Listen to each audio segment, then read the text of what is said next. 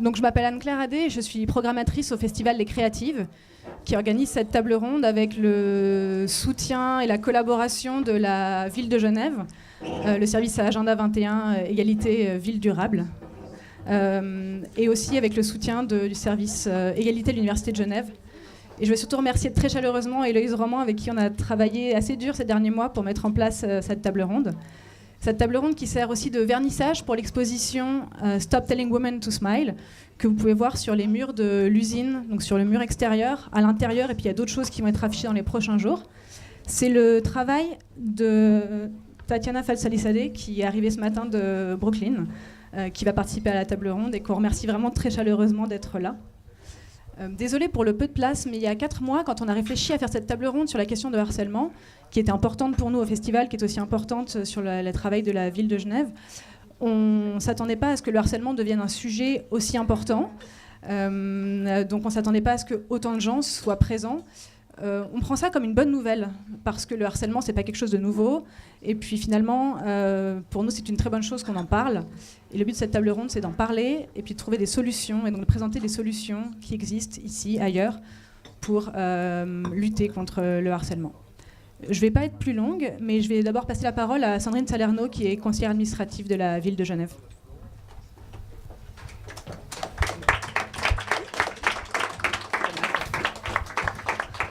Merci. Alors bonsoir à toutes et tous. Pour moi, c'est un très grand plaisir de voir autant de monde sur une thématique, celle du harcèlement, plus généralement des violences faites aux femmes, parce que c'est quelque chose d'extrêmement important. Ça fait 10 ans en ville de Genève qu'on travaille à construire une politique en matière d'égalité hommes-femmes qui soit cohérente.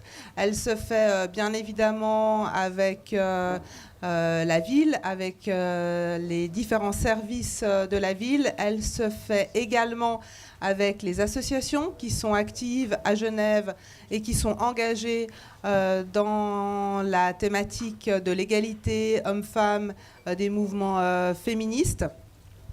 Et ça fait 10 ans que progressivement, on construit pour une collectivité publique de plus de 200 000 habitants, en partenariat avec d'autres, et je pense que c'est essentiel de le souligner, une action publique qui est une action publique cohérente, qui s'inscrit sur le moyen long terme et donc qui devient légitime. Elle doit être légitime pour les habitantes et les habitants, qu'il n'ait pas le sentiment qu'en définitive le politique y surfe sur une actualité, mais bien que le politique, que la collectivité, que les hommes et les femmes qui prennent les décisions pour la cité ont un dessein qui s'inscrit dans le moyen et le long terme. Et nous, la volonté en ville de Genève, très clairement, elle est de travailler sur les enjeux d'égalité, et depuis 10 ans, on a fait énormément de travail au sein de la ville et d'appui à l'extérieur, mais elle est aussi de travailler sur les enjeux d'égalité hommes-femmes en étant très attentif, parce que les stigmatisations, les stéréotypes, souvent ils se construisent simultanément, pas uniquement sur un enjeu, mais sur plusieurs enjeux. On est rarement uniquement sexiste ou machiste. On a très souvent des regards discriminatoires, des regards qui cantonnent dans le stéréotype différentes parties de la population, et très souvent, malheureusement, on est à la fois dans un discours inégalitaire homme-femme, mais on est aussi sur des propos qui sont des propos xénophobes ou racistes, très souvent aussi sur des critiques à l'orientation sexuelle. Donc ce qu'on essaye de faire en ville de Genève depuis 10 ans, c'est de regarder les discriminations, de travailler sur les discriminations dans leur ensemble pour avoir vraiment une vision, une politique qui soit cohérente, et de le faire, je le disais en préambule, avec les acteurs de la société civile, les hommes et les femmes qui sont conscients des discriminations, du besoin de lutter contre les stéréotypes. Ce travail, Il se fait parce qu'en ville de Genève, il y a une fonction publique qui est très engagée. J'en profite pour saluer 2 de mes collaboratrices qui sont présents parce que c'est vraiment eux au quotidien qui portent ce souci, qui analysent les demandes de subventions, qui ont fait que ce débat puisse avoir lieu ce soir. C'est Héloïse Roman qui travaille sur les enjeux égalité hommes-femmes et c'est Guillaume Mandicourt qui travaille sur la lutte contre tous les propos homophobes et transphobes. C'est aussi une action essentielle pour la ville de Genève. Ce que j'avais envie de dire en conclusion, c'est qu'aujourd'hui, on a, via les médias, via des scandales, via des dénonciations, une très forte thématisation des violences, des situations de sexisme ordinaire faites aux femmes, avec une forte réaction de la part de citoyennes, et notamment via les réseaux sociaux. Et c'est très bien parce qu'on observe que la parole, elle se libère. Maintenant, le fait que la parole, elle se libère, c'est de loin pas suffisant parce que ça doit vraiment interpeller chacune et chacun à son niveau, parce que d'avoir un moment d'émotion et d'affect très fort, c'est bien si ça permet de construire la suite. Et la suite, pour la construire, il va vraiment falloir travailler de manière unie et cohérente parce que les dispositifs à changer, ils sont à la fois en politique, au niveau des lois, au niveau des projets qui sont soutenus, mais de manière générale, aussi dans une conscientisation, une responsabilisation individuelle et collective sur ce qu'on peut parfois appeler comme des petites critiques. Parce que ce qui est très étonnant dans tout le débat sur la violence qui est faite aux femmes ces derniers jours, c'est qu'en définitive, les victimes, elles sont rarement très protégées. On remet très facilement en cause la parole de la victime. Ce n'est pas forcément à la victime qu'on concède le fait d'être dans le témoignage, mais très souvent, je pense que les unes et les uns, vous avez dû l'entendre dans votre vie ordinaire, ou parce qu'il y a une blague qui est totalement déplacée, une attitude qui est totalement déplacée, on dit « ouais, bon, c'est pas si grave, c'était juste un petit gag, c'était juste une attitude d'un gars un peu débile, il ne faut pas généraliser ». Il faut quand même rester un peu dans la proportionnalité. Et je pense que ce moment, il est très important parce que justement, on est nombreuses et on est nombreux à dire non. Un gag, c'est jamais anecdotique. Un propos déplacé, il est jamais anecdotique. Un geste déplacé, il est jamais anecdotique. Et les hommes et les femmes, mais là, on parle principalement des femmes, dans nos sociétés, elles ont le droit d'être protégées, elles ont le droit d'être défendues, et lorsqu'elles sont victimes, elles doivent être entendues et il doit y avoir un acte de réparation. Ce qui se passe dans nos sociétés au XXIe siècle, ce n'est pas parce que ça a existé depuis la nuit des temps que c'est tolérable, que c'est acceptable et qu'on doit rester dans notre rôle où, en définitive, il ne faut pas trop en faire non plus parce que ce n'est pas si grave que ça. Pour la ville de Genève, chaque fois qu'il y a une atteinte à une personne, c'est grave et ça mérite vraiment un discours et une action ferme pour que ça cesse. Et on est dans ce moment où on a une opportunité pour modifier le cours des choses. Et je pense que c'est important qu'on en soit consciente et conscient et surtout qu'on saisisse cette opportunité pour que ces attitudes qui font que systématiquement, lorsqu'on est une femme, on doit presque à peu près tout accepter parce qu'on était au mauvais endroit, parce qu'on n'était pas habillé comme on devait, parce que l'attitude elle a été mal comprise, parce que c'était pas si grave que ça, que ce cadre-là, qui jamais est imposé aux hommes, cesse et très rapidement. Voilà ce que j'avais envie de vous dire, et puis je me réjouis d'écouter les spécialistes qu'on a réunis ce soir.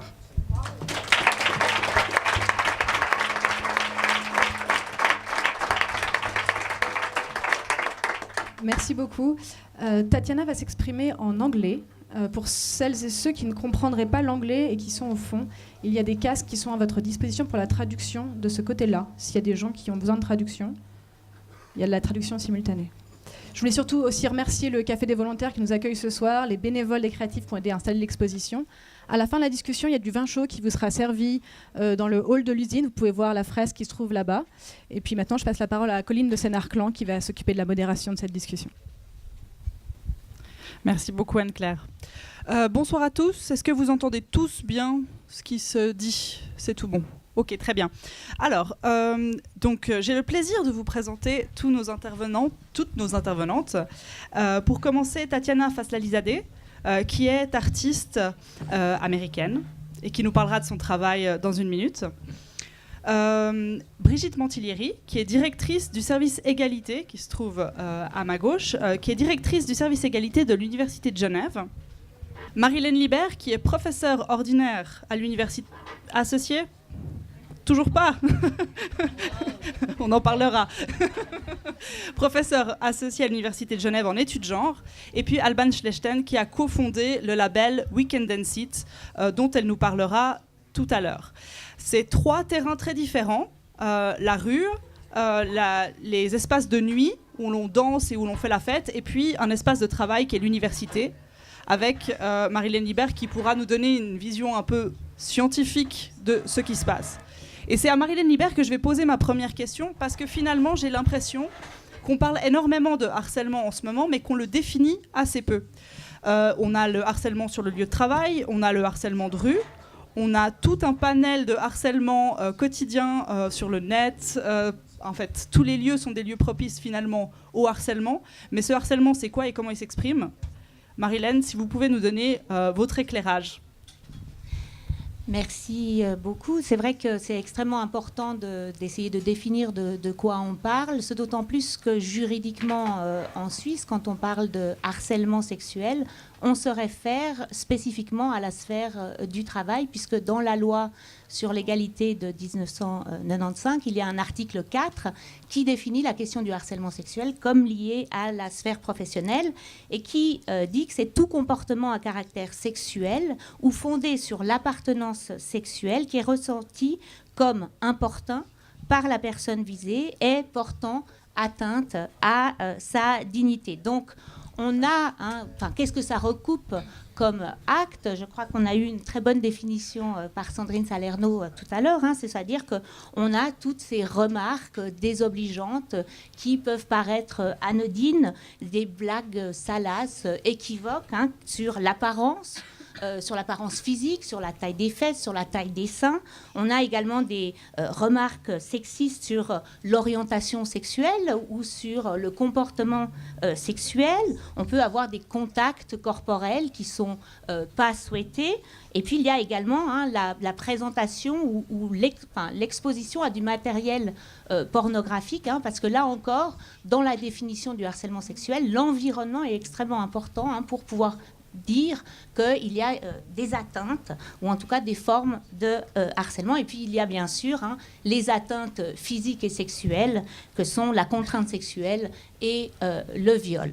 Alors les débats actuels et le fait qu'il y ait autant de monde ici ce soir, ce dont je me réjouis, montre que effectivement ce type de comportement, ce type de remarques, ce type d'actes qui dévalorisent, qui humilient, qui blessent, qui peuvent meurtrir également, ne sont évidemment pas restreints à la sphère professionnelle.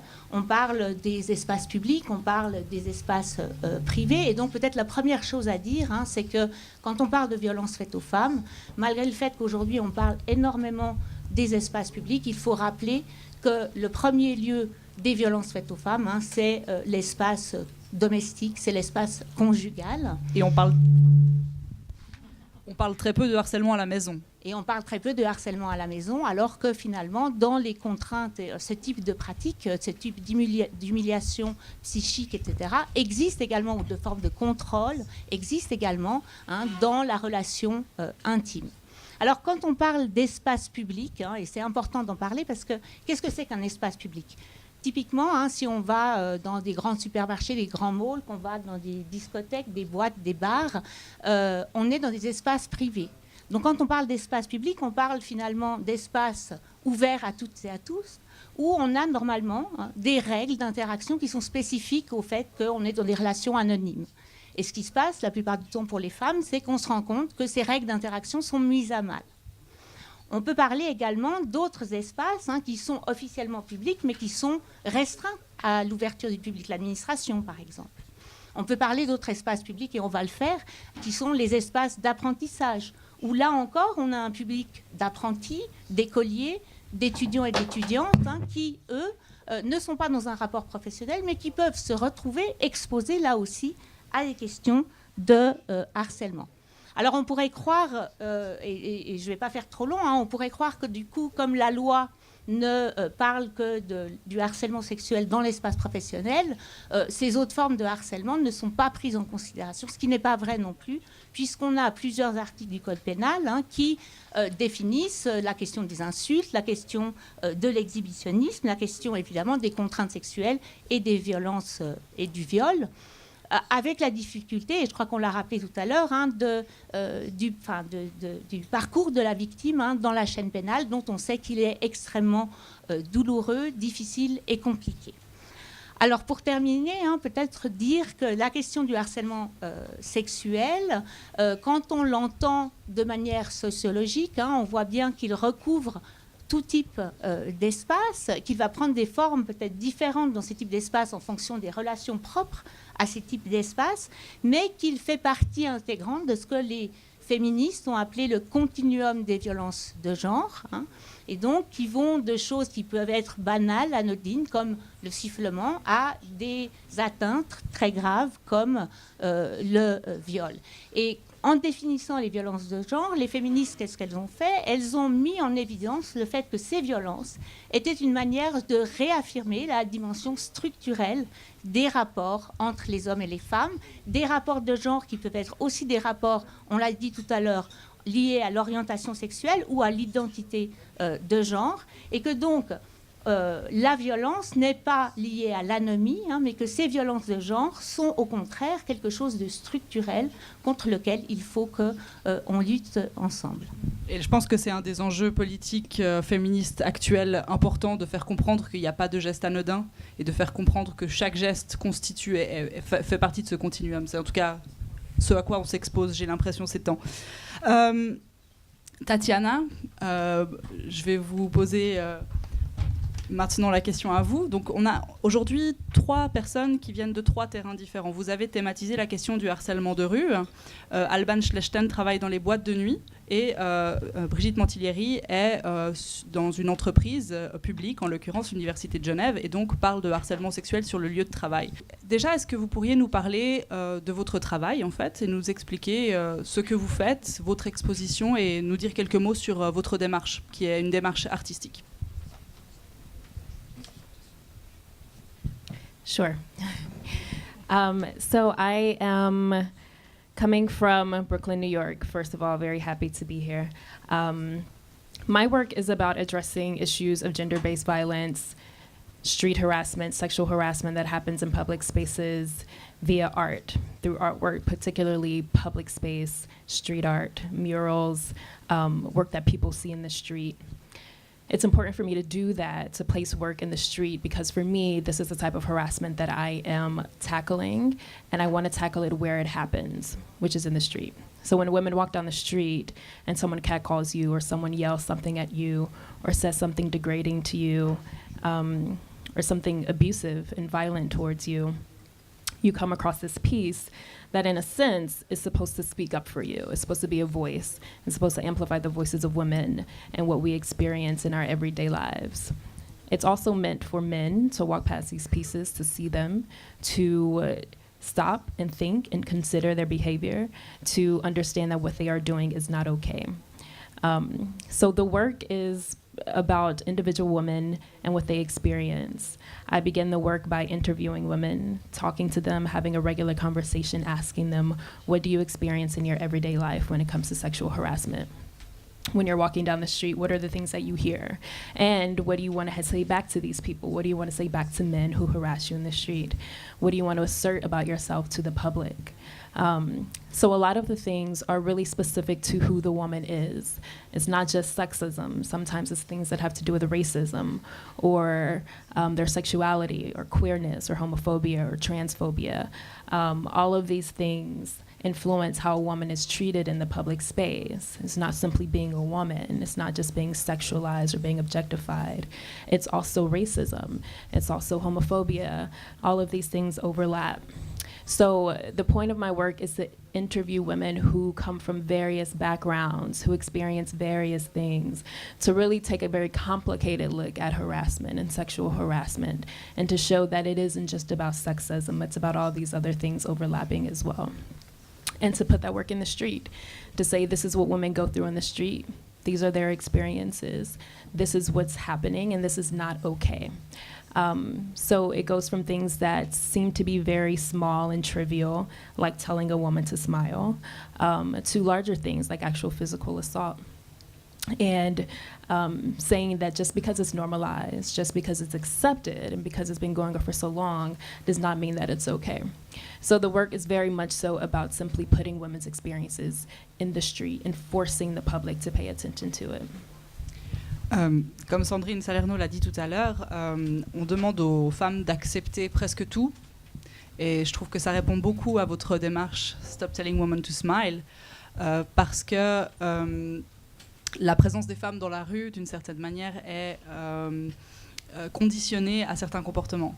Et la présence des femmes dans la rue est notamment conditionnée au fait qu'on puisse dire ce qu'on pense d'elles, si leur corps répond à certains critères, etc. Et vous parlez beaucoup de ça, vous parlez beaucoup de l'objectivisation du corps des femmes et de la manière dont les propos ont tendance à chosifier les femmes. Donc j'aimerais vous entendre spécifiquement sur qu'est-ce qui se passe quand on dit à une femme simplement « tu es belle » dans la rue. Qu'est-ce que ça sous-tend? Well, it's sexist for one because men wouldn't say that to another man. I mean, it's just because you're a woman in the street does not mean that you are there to be decoration. It doesn't mean that you're there to hear these comments from men. I think men feel entitled to women, to their bodies, to their conversation, to everything. They feel that just because I offer you what I deem as a compliment, then you should be grateful for that. You should feel like I am offering you something that you are there for. You're there to be complimented because you're there to be this beautiful piece of meat for me. So I think that whatever the compliment or the comment is that a man places upon a woman, it's a judgment of her appearance. I think telling a woman to smile is a man asking a woman to appear a certain way for him, for his pleasure, for his entertainment. It has nothing to do with the woman, who she is, how she's feeling, who she is as a person. It has everything to do with how this man wants her to present for him. He wants her to be approachable, wants her to be beautiful, wants her to be ladylike, wants her to be pleasant. Telling a woman to smile, I think, also speaks to the emotional responsibility that's placed on women to always be happy, to always be pleasant, to never look mean or to look like you're serious or to look like you're solemn, because that goes against the way a woman is supposed to look. And so what's happening in the street, I think, when men put these comments onto women or say these comments to women, again, is men trying to put a woman in her place and trying to keep her there. Sometimes people think that, or say to me that, well, these are just compliments. You should be grateful for the compliments. A man telling you that you're beautiful or that you're pretty or saying these things about your body on the street is him just trying to offer you a compliment. But when you hear these quote-unquote compliments every block, sometimes they're violent, sometimes they're aggressive, sometimes they're assertive. It's no longer a compliment. It's about power. It's about man trying to deem his power onto this woman.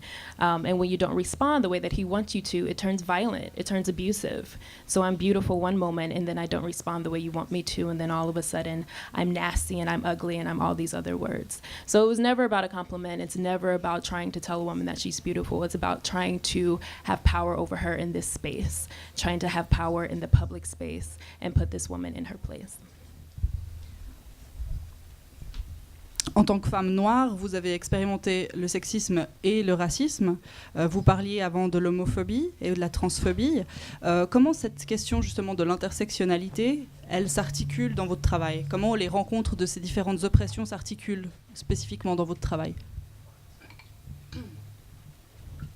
Well, again, like I mentioned before, that's the reason why I interview women from various backgrounds, particularly women of color, particularly Black women, queer women, trans women. I want to hear their experiences and amplify those experiences because I don't think that we talk about them enough. I think when we talk about sexism, we talk about it from a very narrow lens, and I think it's important to really understand how street harassment affects various women based on who they are, because it goes from extremes. What I experience as, a cisgender woman is very different from what a trans woman experiences. In the US, violence against trans women is horrific, it's terrible. And that's not a violence that I necessarily have to fear. I fear violence all the time, but not the way a trans woman does. And so it's important that we talk about that. It's important that we talk about the way that Black women are experiencing street harassment the way that Black women experience street harassment as opposed to a white woman or an Asian woman or any other woman, how these various identities really do affect how people experience us. Because again, one oppression doesn't act alone, it acts alongside other oppressions. Racism doesn't act by itself, it acts along with sexism, it acts along with homophobia. So if you're a Black queer woman walking down the street, it's not just a man trying to sexualize you or objectify you, he's also trying to prove to you that his masculinity is dominant over your sexuality. He's trying to prove to you that as a Black person or a person of color, you should fear him. There's all of these things that are working at the same time. And so I think it's important when we talk about these things that we talk about it from this very intersectional place in order to really get to the root of what's happening. Again, it's not just sexism, right? Sexism is working as a power. It's power and it's privilege. And so when everyone is trying to put their power or privilege on top of you, other powers and other privileges come into play as well.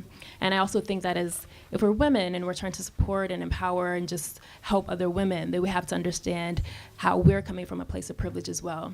So me as an able-bodied woman, if I'm talking about sexism, I have to think about how disabled women are experiencing that and how I can sometimes be oppressive towards them as well. And so I have to look at myself and look at how I am complicit in these things in order to move forward, in order to really help. Une dernière question rapide pour vous, ensuite je vous donnerai la parole. En Europe, je ne sais pas de quoi il en est aux États-Unis, mais en Europe, la question du harcèlement de rue est beaucoup instrumentalisée à des fins racistes.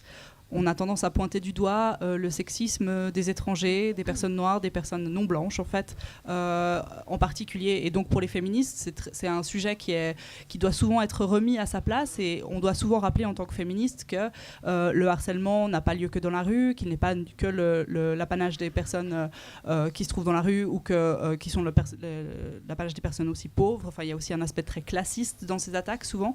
Est-ce que vous avez thématisé ça dans votre travail? Est-ce qu'aux États-Unis, on rencontre aussi cette instrumentalisation de l'homme violent, noir, enfin, est-ce qu'il y a une instrumentalisation du harceleur de rue? Et comment vous le prenez en charge? Yes, absolutely.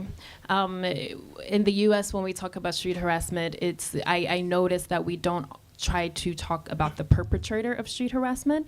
And I think it's because a lot of times the conversation in the United States is coming from white women who have moved into Black and brown neighborhoods and are now being street harassed by Black and brown men. And so they try to avoid talking about that and try to avoid that because they don't want to come off as racist, or they don't want to appear as if they are blaming it on Black and brown men. But it's this kind of unspoken thing that we're hearing. You're talking about poor people, you're talking about Black and brown people. Those are not the only perpetrators of street harassment at all. I have been harassed by every type of man I can think of in every type of environment that I can think of. I've been assaulted on the street and it was not by a Black man or a brown man or a poor man. And so when we talk about street harassment, I think it is very important to talk about race and class, but we have to do it in a very complicated way. Why are Black and brown men and poor men out in the street? That goes back to racist housing practices. It goes to job opportunities. It goes to everything, right? You know, it goes to gentrification. When we talk about white women moving into these neighborhoods, how are they gentrifying this neighborhood? So there's a lot of things that are happening there. Also, street harassment, I feel, in the US, it usually happens intraracially. So it may seem as though Black and brown men are harassing women more, but really you're being harassed by the people that are next to you, that you live with. So I get harassed by Black and brown men simply because I live in those neighborhoods. I live with Black people because I'm Black and I just like Black neighborhoods, and that's just where I've grown up. And so, but if you're a white person and you work in or live in a neighborhood that is with other white people, you're going to be harassed by those people too. too. So I think that we really have to complicate the conversation when it comes to race so that we don't come off as racist, but that we're also not tiptoeing around it. And I think that's what happens in the US a lot. It's another reason why I use art to talk about street harassment and not policy or law, because I know that people want to criminalize men, particularly Black men in the US, for street harassment, and I don't think that's the way to go. I would never call the cop on a man for harassing me in the street in my neighborhood where I live, because the cops are already too present, are already very violent, and I would not want to bring them into my neighborhood anymore. So we have to think of other ways to go about it. And for me, it's changing culture. It's changing the way that it is socially accepted to treat women. And for me, that does not involve criminalizing folks, especially in the US, because yes, we are pointing the fingers at Black and brown men, and to criminalize men for street harassing women would only bring more violence from the cops on Black men. Ça nous donne des éléments de départ pour la discussion après. Je vous remercie beaucoup. Alban Schlechten, à votre tour de nous parler un petit peu de votre terrain. Je passe de la rue jusqu'au travail en passant par cet espace qui est un petit peu mixte, qui est l'espace de nuit, finalement. Parlez-nous peut-être un petit peu de votre terrain et du label Weekend and Sit pour commencer. Oui. Alors merci. Donc Weekend and Sit, c'est un label qui promeut l'égalité sur les dance floors, dans les clubs, dans les établissements de nuit qui sont pas l'espace public, mais pour le coup des établissements publics. C'est un label qu'on a lancé il y a un peu plus d'une année avec ma partenaire qui est Dominique Rovini, qui est aussi la programmatrice musicale des créatives. Et oui, je t'affiche. En fait, on travaillait les deux dans un club que je peux citer à Genève qui s'appelle La Gravière.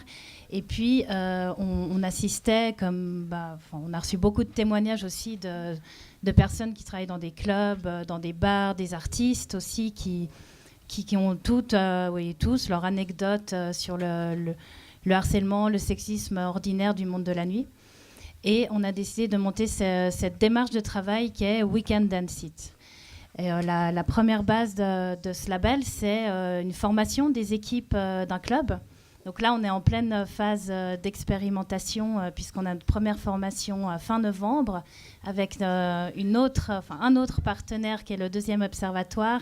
J'ai vu Valérie et Mélanie quelque part. Je tenais aussi à les remercier pour toute l'énergie qu'elles mettent dans ce projet. Et remercier aussi Héloïse qui a déjà été remerciée mais qui a un énorme soutien depuis le début du process. Donc la première phase, c'est cette formation. Donc comme tu l'as dit, Marilyn, c'est-à-dire de mettre déjà tout le monde d'accord sur qu'est-ce que le sexisme, qu'est-ce que le harcèlement, comment il s'illustre. Et c'est vrai que dans une équipe d'un club, vous pensez bien qu'on a des personnes qui viennent de backgrounds totalement différents, qui ont des ressentis, une manière d'appréhender la situation très différente. Il peut y avoir des résistances aussi énormes au sein des équipes. Et donc, c'est de créer cette zone de dialogue, de compréhension et d'éducation toutes et tous ensemble autour de la notion de sexisme. Et de prendre aussi les différents types de relations qu'il y a dans un club. Donc, c'est au sein des équipes, au sein des différentes tâches types qu'on a dans un club, la sécurité, l'accueil d'artistes, le fait de travailler au bar, d'être barmaid, la technique aussi. On n'a pas encore beaucoup de techniciennes, mais ça progresse. Et puis la notion aussi de scène et de salle, donc l'artiste vis-à-vis de la salle et bien sûr le public. Donc les publics, comment ils se comportent entre eux, le harcèlement qu'il y a dans une salle de concert que je ne vais pas vous développer plus que ça parce que je pense que vous l'avez toutes subi à un moment ou à un autre, puisque c'est des moments en fait, la nuit, le club, où tout va très vite, il fait nuit, il y a aussi la consommation de certaines substances, l'alcool, la fête, le débordement, le fait de vouloir aussi se défouler de sa semaine par moment. Enfin, c'est un exutoire. Et du coup, c'était... voilà, on est parti de là.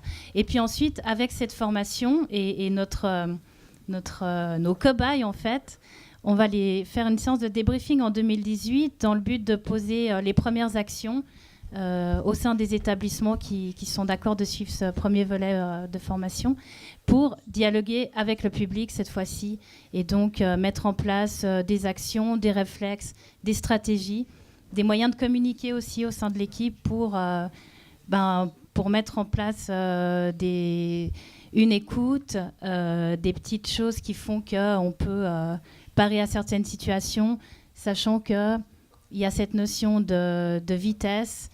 Des fois, on ne voit pas trop ce qui s'est passé. Et puis, mais qu'en tout cas, on ait des équipes qui soient des piliers et qui comprennent bien les enjeux et qui soient un peu sur la même longueur d'onde, qui puissent aussi avoir des codes peut-être, même pour travailler sur ces questions dans le monde de la nuit. Vous avez été membre pendant longtemps du Grand Conseil de la Nuit, je ne sais pas si c'est toujours le cas. La question finalement des espaces de nuit, de clubbing, ils sont aussi relatifs à l'espace public, parce qu'il faut traverser ces espaces publics, parfois pour aller, je pense à la Gravière notamment, donc pour ceux qui ne connaissent pas la Gravière, pour s'y rendre, il faut quand même passer par des petits chemins assez ombrageux et qui peuvent être un peu inquiétants, qui prêtent, en tout cas qui font peur, on va dire, qui font probablement plus peur aux femmes qu'aux hommes. Quel est qu'est-ce que vous aimeriez en fait, qu'est-ce que vous souhaiteriez pour ces espaces publics? Comment vous thématisez cette question-là?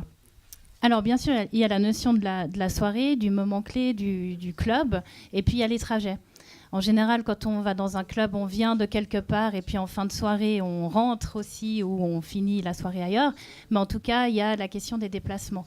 Et c'est vrai que selon l'endroit où se situe le club, typiquement la Gravière, tu l'as dit, c'est vraiment un endroit où on accède avec un petit chemin qui est peu visible. Puis c'est comment on peut créer un sentiment créer quelque chose de l'ordre de l'awareness. C'est-à-dire que quand on quitte un club, si on voit des femmes prioritairement, mais des personnes un peu ivres, de se dire peut-être qu'on va faire un trajet toutes ensemble à l'arrêt du tram ou à l'arrêt du bus, de s'organiser pour ne pas en fait forcément passer seul dans l'espace public, jusqu'à ce que la culture aussi de l'appropriation du corps des femmes change. Marilène, vous nous direz quelques mots peut-être après là-dessus justement. Je crois qu'une étudiante à vous, Claire Camplin, avait fait un très beau travail qui est là, non? Sauf erreur. avait fait un très joli travail sur la question justement de comment aménager l'espace public la nuit pour le rendre moins effrayant à l'égard des femmes. Je ne veux pas parler à la place de Claire, du coup, donc on devrait le faire venir. Si elle le souhaite, avec plaisir pour les questions de la fin. En tout cas, je trouve que c'est une discussion qui est intéressante à avoir justement en présence de la ville et en présence pour réfléchir en fait à la manière dont on peut aménager ces espaces-là pour les rendre moins effrayants. En tout cas, ça fait partie de la discussion plus tard. Brigitte Montilieri. Vous êtes dans une semaine un peu particulière, je crois. Vous lancez le 20 novembre, une campagne sur le harcèlement sexuel à l'Université de Genève. Alors, attendez, c'est encore pire que ça. Nous lançons aujourd'hui les teasers. Nous avons mis des teasers au sol dans toute l'université pour cette campagne. Alors, dans toute l'université, dans tous les bâtiments, il y a des teasers du genre... Ici, une femme a été victime. Ici, le sexisme a sévi. Ici, un homme a défendu une femme. Ici, une femme a défendu un homme. Ici, l'homophobie a été... Bon, bref, on a vraiment essayé de thématiser, comme vous l'avez dit très justement d'ailleurs, de manière la plus large possible. Parce qu'effectivement, le sexisme, une université comme celle de Genève... C'est pas la rue, c'est pas les blacks, mais c'est tout à fait plein de problèmes de sexisme. Alors, en fait, ce qu'on a voulu faire avec cette campagne qui va effectivement démarrer, alors là, c'est le teaser, c'est encore un petit peu secret, hein, les gens vont découvrir ces petites choses au sol. Et puis ensuite, le 20 novembre, il y a vraiment la journée de lancement. Et à partir de ce moment-là, toute une série d'affiches qui vont aussi thématiser la problématique. Et puis, surtout, des ateliers dans toute l'université. Parce que, de nouveau, faire une campagne avec uniquement des choses que l'on dit, mais pas suivies d'actions qui vont permettre aux personnes de changer ou en tout cas de percevoir le sexisme et le harcèlement comme quelque chose d'assez terrible pour les personnes qui l'ont vécu, je trouve que ce n'est pas forcément utile. Ensuite, l'autre chose qui est très intéressante, c'est que ça fait à peu près 4-5 ans que je réfléchis à mener une campagne au sein de l'université, et puis que les choses petit à petit se sont mises en place. Donc nous avons fait une étude qui a montré que le sexisme existait à l'université. Du coup, la hiérarchie s'est rendue compte qu'effectivement, c'est quelque chose qu'il faudrait thématiser. Il y a eu également quelques cas que l'université a essayé de solutionner, puis elle n'y est pas arrivée parce que la voie de la justice, de la plainte, ben voilà, c'est pas évident. Donc effectivement, moi ce que vous avez dit, ça m'a beaucoup parlé. Je pense qu'avec l'image, je pense que en perturbant un peu les gens, je pense qu'en informant les gens et en essayant de faire un peu de la prévention, je pense qu'on arrivera plus à faire bouger les choses qu'en étant uniquement sur le punitif qui souvent, je voulais revenir un peu sur ce que vous avez dit, les gens qui sont punis, ben, ça sera souvent peut-être pas celui qui a le plus de pouvoir, mais on va punir plutôt celui qui a le moins de possibilités de se défendre. Et alors, qu'est-ce que c'est que le harcèlement à l'Université de Genève et en entreprise? Parce que finalement, l'Université de Genève, j'imagine, a quelques spécificités, mais est une grande entreprise comme une autre. Bien sûr. Bien sûr. Alors, le harcèlement, je ne pense pas qu'il soit tout à fait différent que dans une autre entreprise. Ce qu'il y a à l'Université de Genève, qui est peut-être un petit peu différente que dans d'autres milieux, c'est qu'il y a énormément d'interdépendance. Donc, vous entrez à l'université, vous êtes étudiant, vous admirez votre professeur, vous êtes doctorante ou doctorant, vous admirez votre professeur, et puis vous êtes dépendant aussi intellectuellement, mais aussi professionnellement de cette personne. Voilà. Et donc, cette dépendance, si le professeur, et Dieu merci, tous les professeurs n'abusent pas, mais si vous tombez sur quelqu'un qui va abuser de ce pouvoir, eh bien, effectivement, la difficulté, ça va être de dénoncer. Parce que pour dénoncer, ça veut dire que vous renoncez aussi à ce que vous aimez faire. Parce que dans certains domaines, il y a peu de personnes qui sont des spécialistes. Donc, ça va être difficile de dire « Bon, bah, maintenant, je dis stop et je vais faire autre chose ». Non, si vous étiez en train d'étudier quelque chose de spécifique, vous aviez un mentor ou une mentor qui, effectivement, vous menait dans ce chemin-là. Et si cette personne dévie de la route, vous allez être complètement perturbé et démuni. Donc, la difficulté à l'université, c'est vraiment de dénoncer, de dire les choses. L'autre chose aussi, juste encore un petit mot, l'autre chose aussi, il y a eu très longtemps une espèce d'omerta. Ça commence vraiment à bouger maintenant. Mais l'air un petit peu de dire, ça se passe dans la rue, ça se passe ailleurs, ça se passe là. Mais l'université, non, parce que nous sommes des gens lettrés, nous sommes des gens formés, nous sommes des professeurs, etc. Donc ce genre de choses n'arrive pas. Donc il y a une espèce de prise de conscience qui s'est faite depuis quelques années. Et je voulais officiellement ici remercier les étudiants et les étudiantes qui ont été les premiers à dire des choses, déjà en 2015, à organiser un colloque pour dire, voilà, il y a des soucis à l'université. Il y a également l'Assemblée de l'université qui avait décidé qu'il fallait bouger. Et puis voilà, après le reste a suivi. Et maintenant, on est dans le top-down. Et j'espère que ça va bouger définitivement. Et les étudiantes et étudiants de l'Université de Genève, mais pas que, il me semble, sortent également aujourd'hui ou ces jours une brochure d'informations sur le harcèlement dans le monde étudiant. S'il y a quelqu'un ici qui en sait plus, je lui donne volontiers le micro pour dire 2 mots parce que c'est vraiment quelque chose qui est extrêmement intéressant et ça avait l'air d'être un super boulot. Donc si quelqu'un veut en dire 2 mots, je passe volontiers le micro. Sinon, vous trouverez les informations sur Internet, notamment sur la page du SELFS. Et puis Marilène, je voulais aussi vous entendre par rapport à l'université. Vous êtes au sein du monde académique. Brigitte travaille pour le rectorat. Vous, votre vision du harcèlement à l'université en tant que membre du monde académique, en fait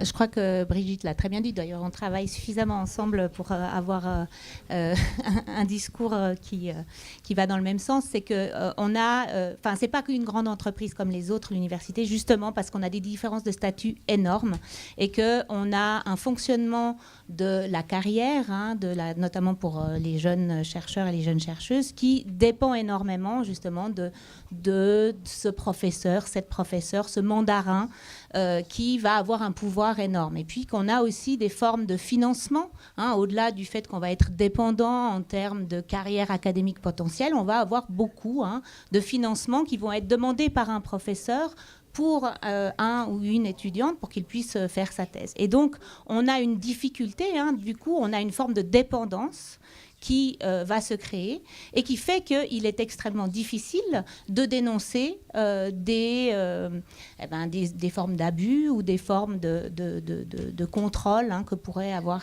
ces personnes. Donc aujourd'hui, et je trouve que ce qui se passe aujourd'hui est quand même assez remarquable, c'est-à-dire, et c'est bien...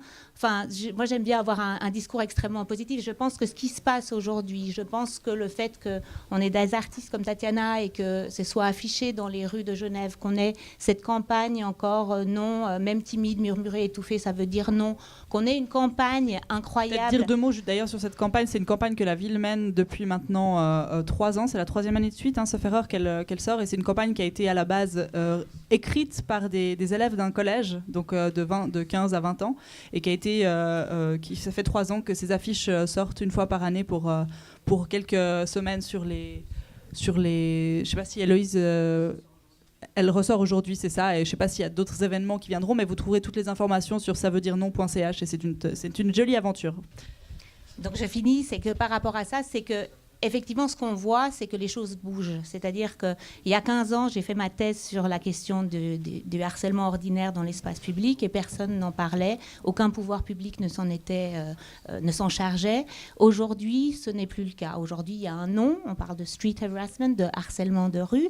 Merci d'ailleurs d'avoir dit que la solution, c'est pas la criminalisation parce qu'on le voit en France, en Suisse moins, mais même si à Lausanne, on a proposé des passages sécurisés pour les femmes, dans cette idée que les femmes étaient vulnérables et qu'il fallait davantage les protéger, davantage de policiers. Je pense que ce n'est pas du tout la solution et qu'au contraire, il faut encore continuer à dénoncer les formes de sexisme qui se passent dans tous les espaces et que effectivement les auteurs se retrouvent aussi dans tous les espaces. Eh bien, ça tombe bien parce que nous avons encore 15 minutes devant nous.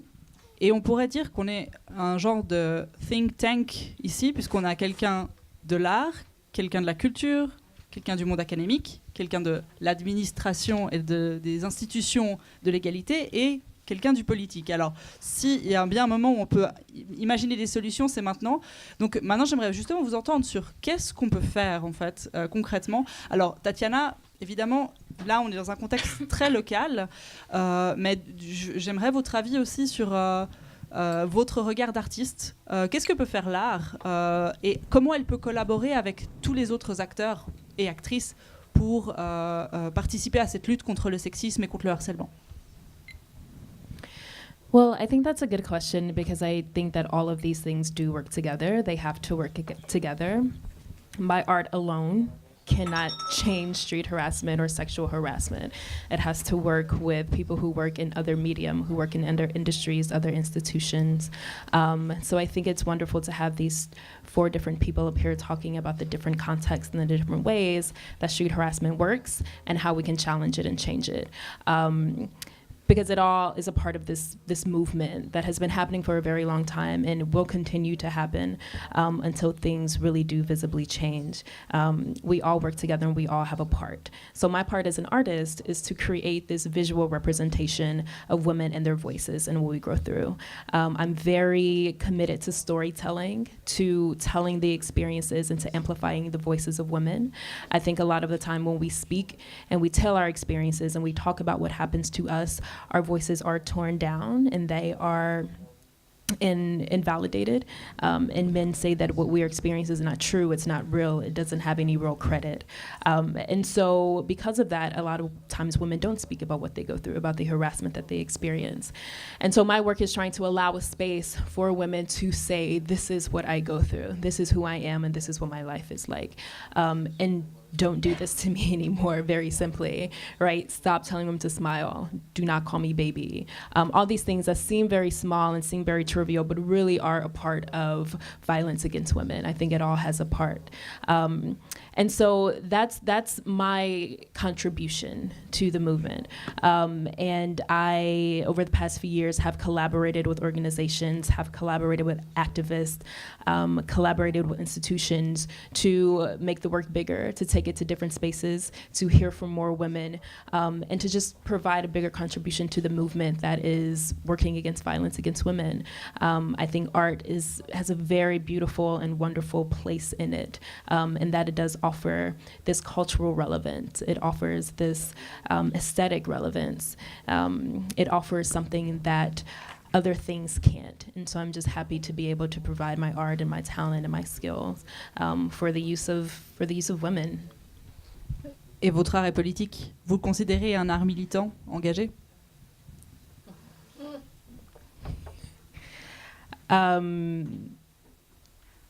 Could you say that one more time? Sorry. Si je me pose la question de la militance, c'est peut-être ce qui manque. Enfin, vous êtes toutes en fait militantes à votre niveau.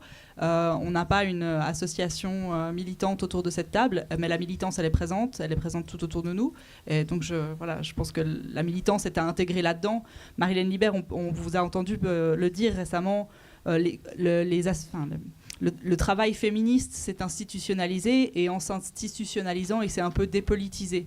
Et alors, il ne faut pas oublier de remettre le politique, de remettre le féminisme au cœur de ce débat.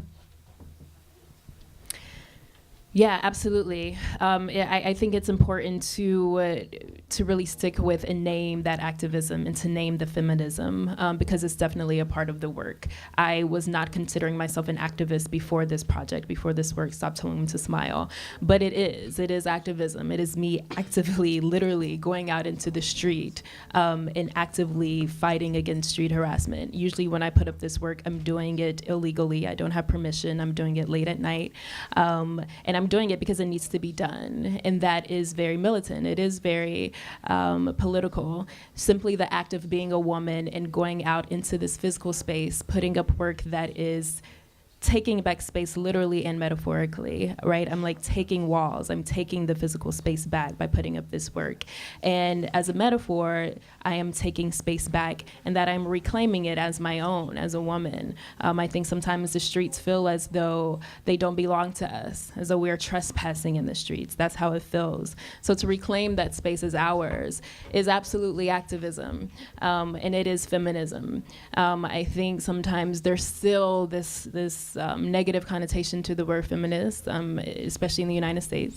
Not especially in the United States. I think it's worse in French. Yeah, yeah, but I think it's important to actually name that and to say that this is what it is. It is feminist, and I'm very. I feel very strongly about that. You know, it's not just humanism, or it's feminism specifically. So yeah, I am making feminist activist work, and I feel very good about that.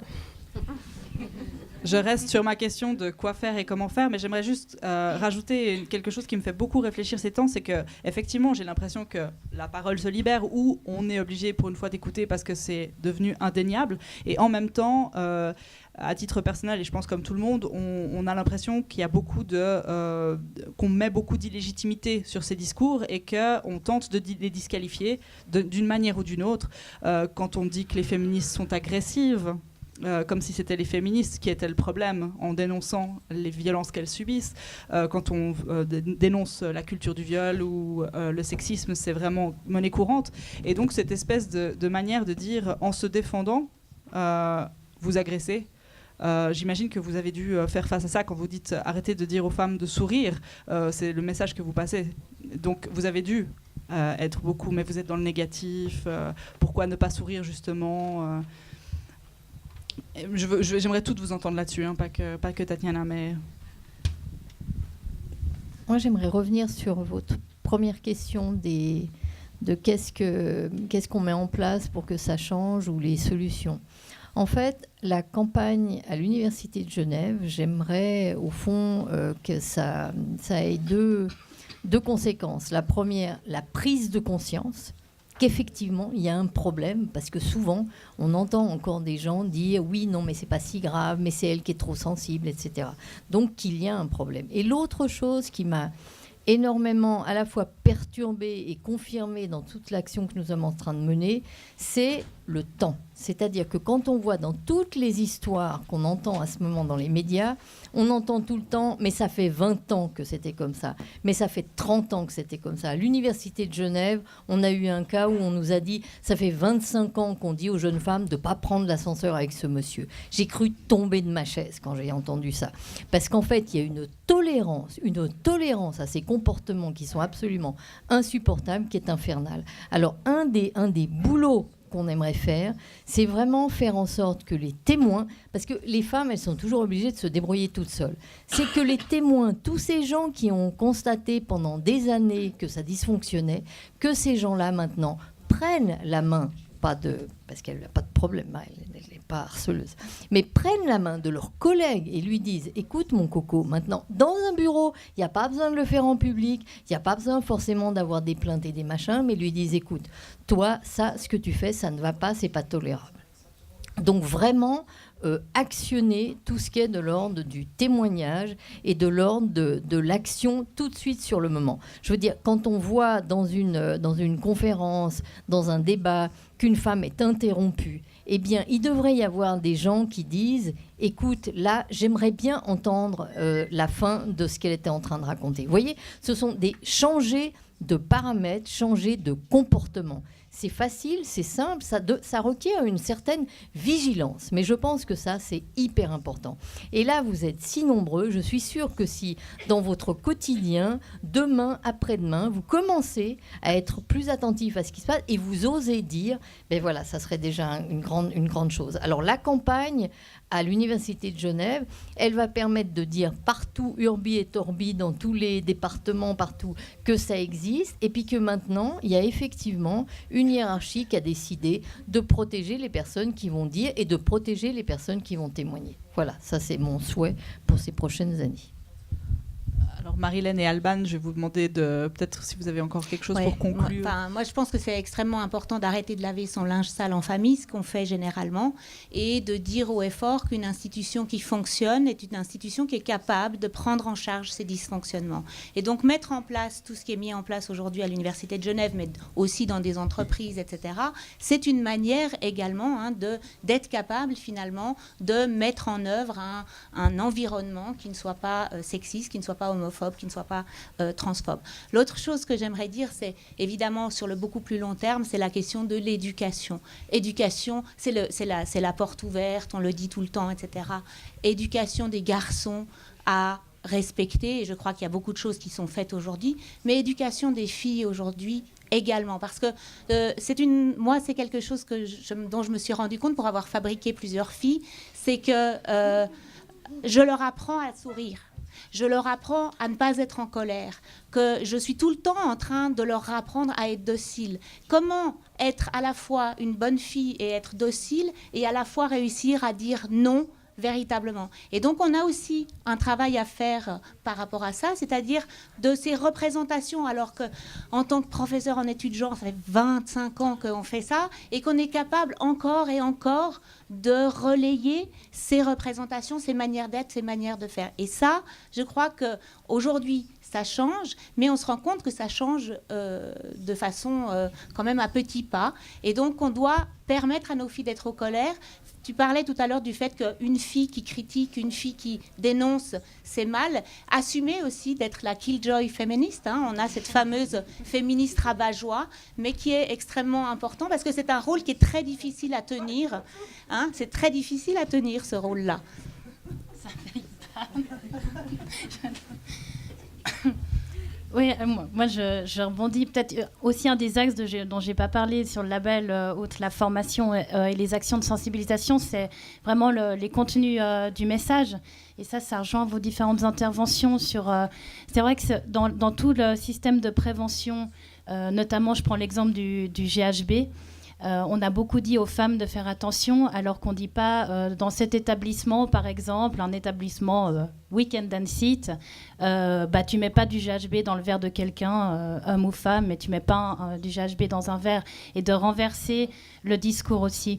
Et week-end and sit, c'est pas seulement de dire il y a des problèmes de sexisme dans les clubs et les femmes sont potentiellement plus harcelées que les hommes, c'est aussi de dire Weekend and Seed, c'est des établissements dans lesquels on se sent bien, on se sent libre, on fait la fête, on danse et on est dans une bonne ambiance. Et aussi, on voit des femmes sur scène. Donc ça change aussi ce rapport femme, public, voire groupie. Et pendant longtemps, la femme dans le concert, c'était la groupie avec le band de mecs qui jouaient du rock. Mais ça a changé. Et plus on va aller vers ça, en programmant aussi des femmes, parce que je remercie aussi les créatifs de le faire, et puis d'avoir ce courage. Et quand on ouvre ces portes, en fait, on se rend compte qu'il y a plein de programmations femmes et féminines. C'est juste que c'est des fois d'autres canaux et qu'il faut juste aller chercher un petit peu plus loin. Mais une fois qu'on a ouvert la porte, ça marche tout seul. Et si être féministe, en tout cas pour le cas de Weekend and Seed, c'est de dire que les femmes, elles ont le droit de s'éclater dans les clubs, alors oui, on est des putains de féministes. Oui, ça mérite une petite applause. Je suis d'accord. Avant de donner la parole au public, je vais rendre le micro à la magistrate. Vous vouliez conclure ? Peut-être.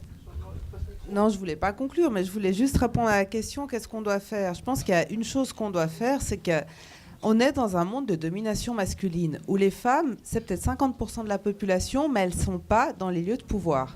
Il y a eu combien de femmes qui étaient recteurs de l'université ? 0. Il y a combien de femmes qui sont profs d'université ? Très peu. Il y a 30% de femmes en politique. Je suis dans un département, les finances, qui est un département dit masculin. Les femmes en politique, elles sont souvent dans les affaires sociales ou à l'instruction publique, l'éducation. C'est très bien, je ne critique pas. Il y a combien de femmes artistes ? Enfin, on peut décliner ça à l'infini. C'est-à-dire que pour moi, ça passe aussi dans une capacité des femmes, et Dieu sait si c'est difficile, je suis bien placée pour le savoir, mais ça passe par une capacité des femmes à être dans les lieux de pouvoir. Quand vous aurez massivement des femmes qui sont dans les lieux de pouvoir, on n'aura pas résolu tous les problèmes, parce que les phénomènes de socialisation, quand on est petite, calme-toi et souris, on l'a tout entendu, et qu'on le veuille ou non, on le dira tout à nos filles, parce qu'on est homme ou femme élevés dans ce monde-là. Donc c'est dur d'être tout le temps cohérent. Mais par contre, tant qu'on restera dans un rapport où les femmes, elles font la masse, mais elles sont très peu visibles. Vous avez quasiment aucune femme gestionnaire de fortune, 2 femmes à la bourse à Genève, aucune femme dans le board d'une banque privée. La réalité, c'est ça. C'est que tant que nous, les femmes, on ne sera pas dans des postes où on est visible, eh ben, on pourra dire tout ce qu'on voudra.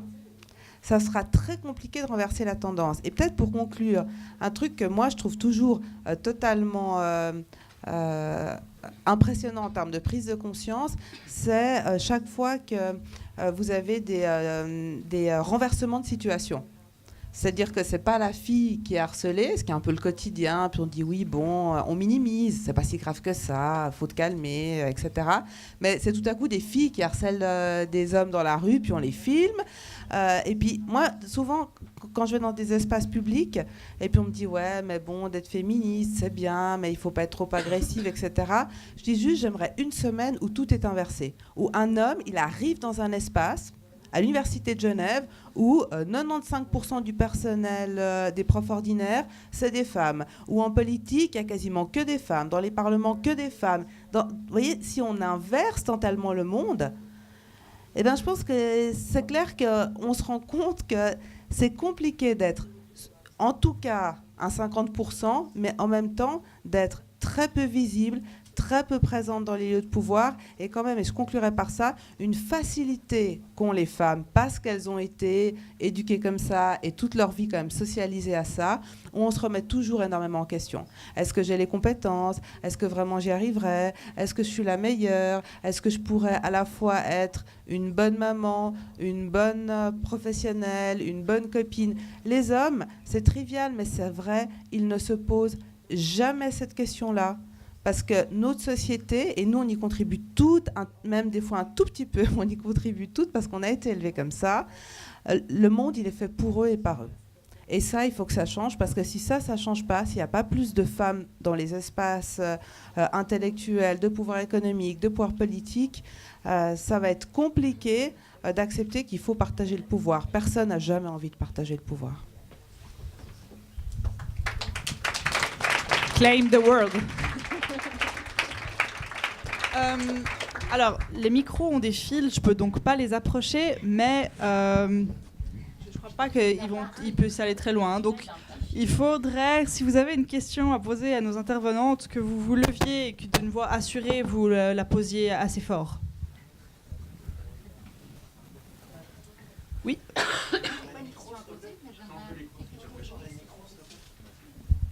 Oui. Tu dois pouvoir le tirer en tout cas jusqu'à la main, non? Inverser là. Celui-là, il résiste bien. Ok, d'accord. Puisque je peux vous le donner, je vais vous le donner. Voilà, bonsoir, j'ai pas une question à poser. J'aimerais juste ajouter une chose. C'est qu'on parle beaucoup dans le féminisme et dans tout ce qu'on essaye de transformer. On parle du pouvoir, on parle des responsabilités, on parle des postes importants, on parle d'une sphère sociale. Moi, je suis extrêmement émue qu'on doive absolument prendre en main cette sphère sociale pour faire changer les choses. Toutes les femmes de cette terre ont un pouvoir, elles ont une magie créatrice, et nous avons tout le pouvoir, sauf que les femmes se sont fait totalement déposséder et pensent qu'elles sont en grand danger si elles acceptent leur pouvoir. Mais c'est toutes les femmes dans toutes les couches sociales. Et ça on l'oublie, on parle d'un étage de la société qui n'est pas représentative et qui n'est, à mon sens, pas nécessaire pour transformer le monde. Il faut rendre le pouvoir et la sécurité du pouvoir à toutes les femmes, quelle que soit leur carrière ou pas carrière, quelle que soit leur vie, leur mode de vie, leur capacité financière. Il faut que les femmes se réveillent, elles ont le pouvoir en elles et surtout, elles doivent se sentir en sécurité de vivre ce pouvoir. Voilà. Merci beaucoup. Je vais proposer à 2-3 personnes d'éventuellement poser des questions, puis ensuite je rendrai la parole aux intervenantes. Poser des questions ou affirmer, ajouter des choses. I will speak in English so Tatiana can understand. So I think it's very nice in Brooklyn, in your area, but I think this needs to be extended to the world and to different spaces. So you said that you've amplified your work in other areas, but how is that done? Are people asking you to do art that has specific questions related to the workplace? For example, I can imagine the university, one could put a nice piece of art that says, "You don't hang up on me because I'm just a woman," which has happened to me, for example. So how do you envisage the possibility of increasing the spread of this art of yours or of other artists that are feminist to different areas and spaces of the world? Yeah, well, harassment of women happens everywhere, right? In so many different places. So I think the work is very fitting in different places. I've done iterations of this project in university settings. So I've gone to colleges across the states and done the same process, interviewed women, interviewed professors, interviewed everyone, and got their opinions, and we put up the artwork on campus. So yeah, I think that it can work in various spaces. I think that some of the words of the work that I already have that are up in the street are fitting for the workplace, for the school, public transit, for the home space, everywhere. Stop Telling Them to Smile can fit in any context, right? Not just on the street. So yeah, I think that my work can be fitting in other places, and I think it is also giving other women opportunities to create feminist work and put it up in various spaces as well. So yeah. Oui. Je peux pas vous amener le micro, donc je peux vous proposer de... Il va falloir vous lever et...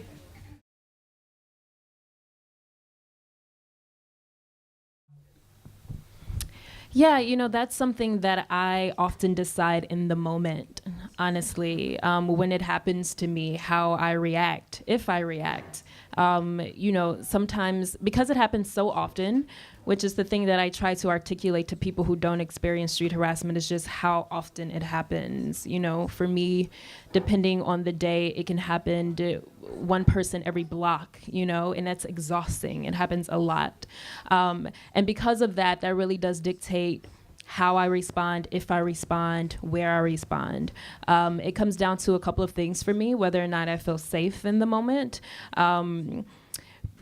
But of course, that is usually a given. You never know. You can respond in the middle of the day in a very busy street, and a man may still react very violently or abusively towards you, depending on how you react. If it happens in my neighborhood, which is a very residential neighborhood, sometimes I'll stop and actually have a conversation with the man and tell him, this is what you did to me, this is not okay. And a conversation will come from that. Sometimes it's a good conversation, sometimes not.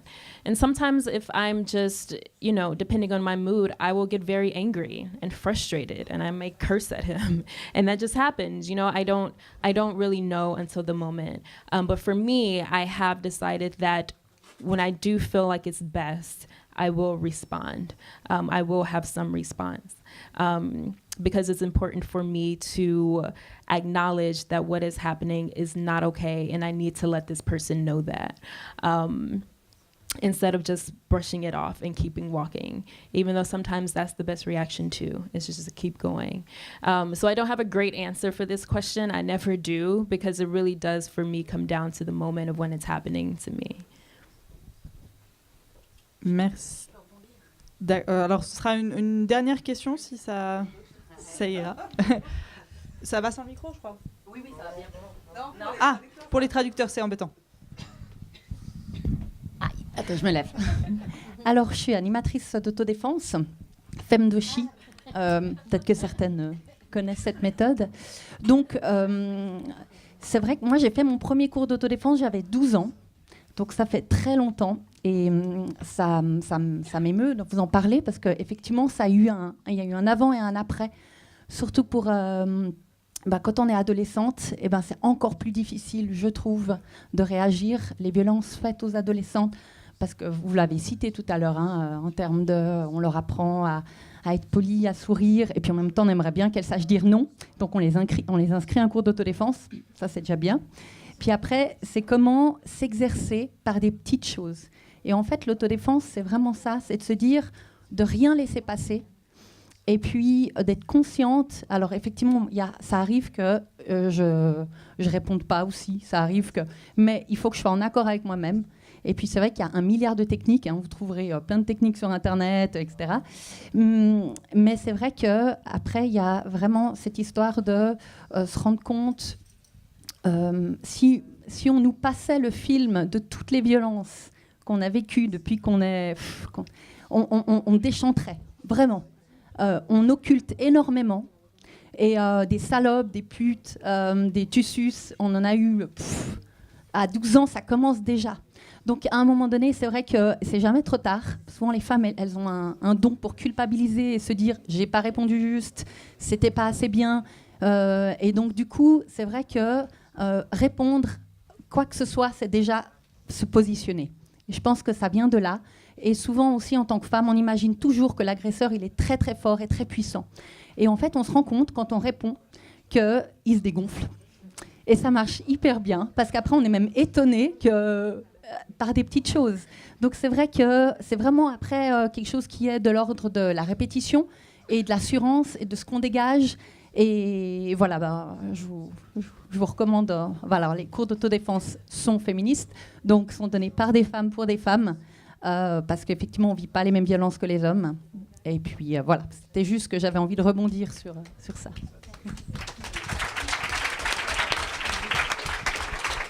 Et du coup, on peut aussi envoyer, toutes vous envoyer vers le non c'est non. C'est pas le non ça veut dire non, mais non c'est non. Petit guide d'autodéfense pour les femmes qui en ont marre de se faire emmerder, je crois, qui est disponible en libre accès sur Internet et qui donne énormément de pistes. Et c'est un bon démarrage en plus des cours d'autodéfense. Voilà. Je vais redonner la parole à Anne-Claire Adet pour la conclusion. Surtout un grand remerciement à vous toutes et tous qui êtes restés debout au fond. à tous nos intervenantes pour cette discussion. Juste vous dire que le festival dure jusqu'au 26 décembre avec des tables rondes, des expositions, beaucoup de concerts, beaucoup de musique. Donc regardez le programme. Et puis vous dire que dans quelques minutes, du vin chaud vous sera servi donc, ici au bar. Offert gracieusement par le festival et ses partenaires. Et puis vous laissez aller découvrir l'exposition qui est donc sur le mur rue de la Couleuvronnière. Vous verrez, c'est éclairé. Et puis il y a aussi une fresque dans le hall de l'usine. Merci à le panel, merci à tous et à très bientôt dans des événements des créatifs, j'espère.